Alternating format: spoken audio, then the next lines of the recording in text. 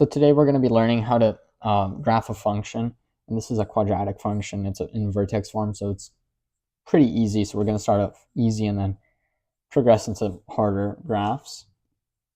But this right here, as I said, it's a vertex form of a quadratic function. So it's going to follow the formula of a times x minus k or h. Different books will tell you anything. Will tell you different versions of that. Squared plus an h. And what this k and h mean is that they are literally the coordinate for the vertex. So, except the one tricky thing is that this k is going to be like the opposite sign.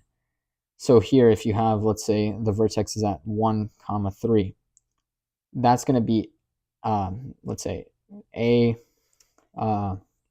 x minus 1, since you have that flipped sign, and then plus 3. The h stays the same. It's really easy. Whereas if you had it be negative 1, 3, you're just going to make that positive 1 on the function, the equation. So it's pretty easy to understand. The a, I'll explain it a little bit later. It's the harder part, quote unquote, of this problem, but it's still pretty simple. So we can see here that we're given negative 2 times x minus 1 squared plus 3. As I said, we could just figure out what the vertex is immediately. So our x coordinate is going to be 1. Since you have that negative 1 there, you're just going to flip the sign. And then the y coordinate is just 3. So it's about right here. And now comes the little more complicated part. So the a, two things that's going to be happening with the a. One is the direction of which the parabola opens, because this is quadratic, so it's a parabola. If it's negative, it's going to open down. If it's positive, it's going to open up.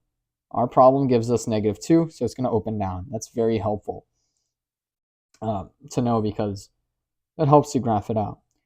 And then the second thing is how much the function opens. Now, this is a concept very hard to understand for, I guess, just humans in general. So the way that I think is best to go about finding exactly where the parabola opens is literally just plug in 2 to 4 points, and then the rest you can kind of get so and so.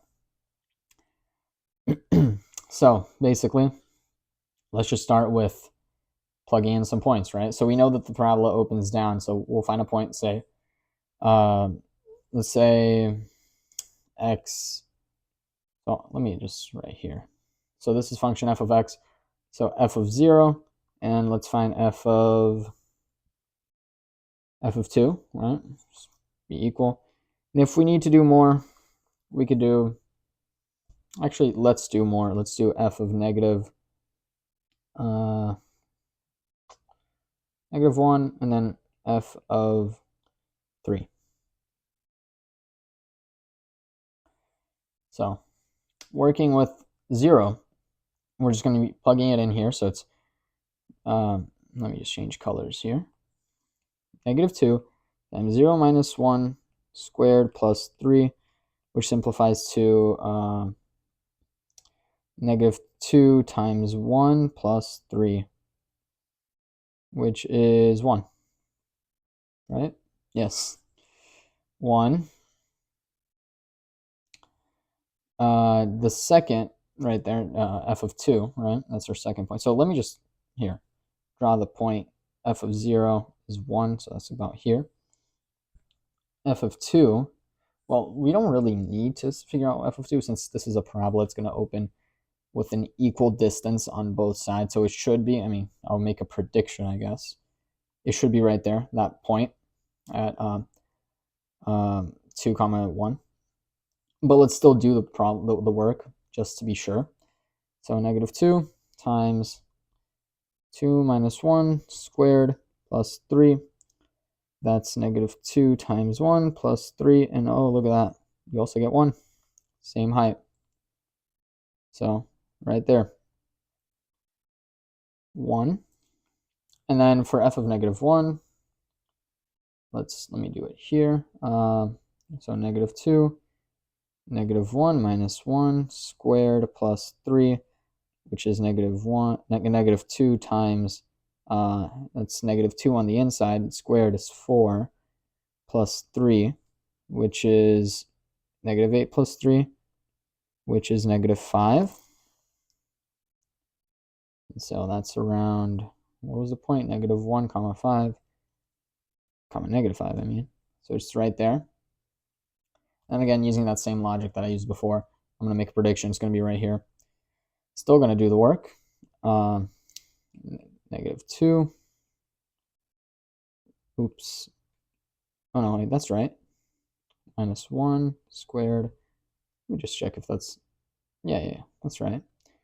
Plus 3, which is negative 2. That's 2 on the inside squared is 4 times 4 plus 3, which is negative 8 plus 3, which we know is negative 5.